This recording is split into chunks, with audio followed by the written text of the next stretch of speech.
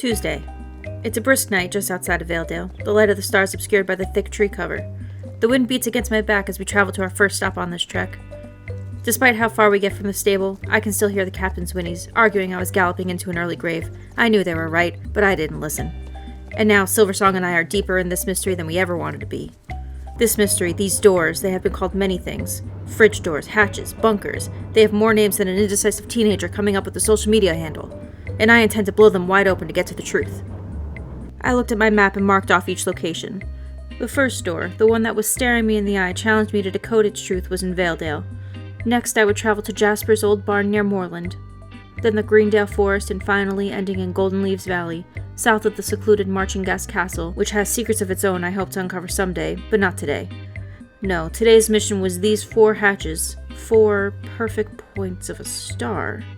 Silversong, are you seeing this? From point to point we connected the dots. It was there all along, right under our noses, and the last one points to a dead end. If my theory is correct, and I bet my badge on it, there would be another hatch past the northern mountains, but that is a path insurmountable. Even I, a loose-cannon detective, wouldn't risk that venture. The night's winds turned bitter and brought back memories of the snow. Once covering Jorvik in a sheet of icy white, the snow was a curse to some. Unlucky travelers would get stranded in the icy blizzards with such regularity you could set your watch to it. In fact, that was the only time I recalled these bunkers opening up for anyone. The entrance was disguised as an average outhouse, a wooden, musty structure one would think twice about descending into.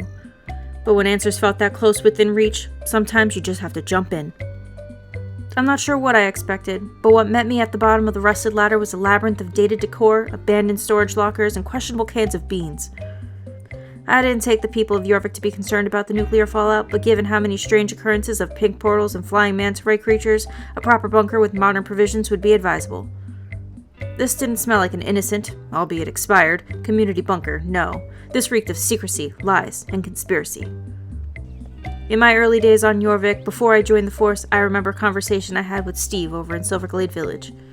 I was broke, unconnected, and desperate for a few shillings to feed my horse. Steve took a chance and hired me to set some mouse traps and fill the bird feeders with seed. It wasn't much, but it was an honest living. After inspecting my work for the day, I remember him speculating where all these mice were coming from. He noted their numbers were increasing, and at night he could hear drilling and vibrations under the earth. Could GED be drilling the island inside out? His words stuck with me and ultimately led me down this path I'm on tonight, connecting all the dots that string Jorvik together. After our short stay in Wolf Hall Inn, Silversong and I continue to Epona to follow up on another lead. Not much is known about the B7 bunker. Locals say it's a relic from a more dangerous time, but in all my research, I haven't been able to find anything in the public records as to who constructed it or what those dangerous times were.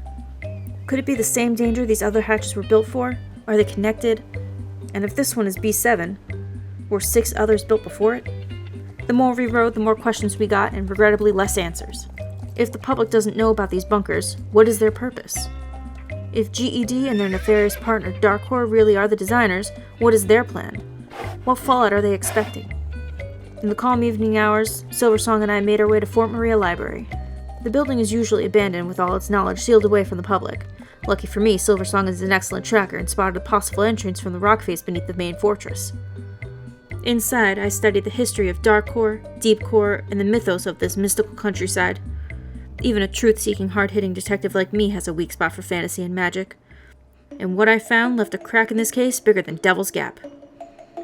The true motive behind Darkcore, the possible reason these bunkers were created, sealed away by those shining hatches. The thing GED was drilling for is not oil that plagues the soil of Everwin Fields. It's bigger than that. Deeper. It's Garnock. We've really done it now, Silversong. We dug deep enough to uncover secrets that jeopardize our own safety. No amount of bunkers or hatches can protect us from the truth we know now. It's only a matter of time before Sands and the Dark Riders come for us. For now, we lay low. And when it's time to run, we'll leave the devils in our dust.